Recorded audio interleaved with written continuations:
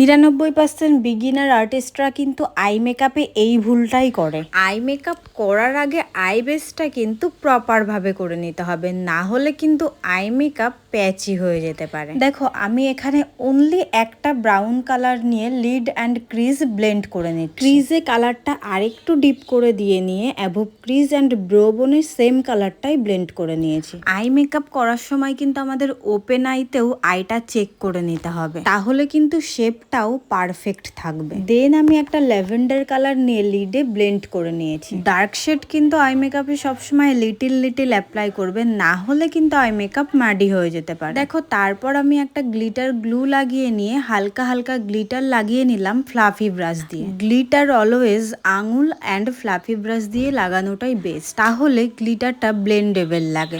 I মেকআপে সবসময় small brush দিয়ে depth create করবে অ্যান্ড ফ্লাফি ব্রাশ দিয়ে ব্লেন্ড করবে, তাহলে ব্লেন্ডটা প্রপার হবে। কি এই টিপসগুলো ইউজফুল লাগছে তো?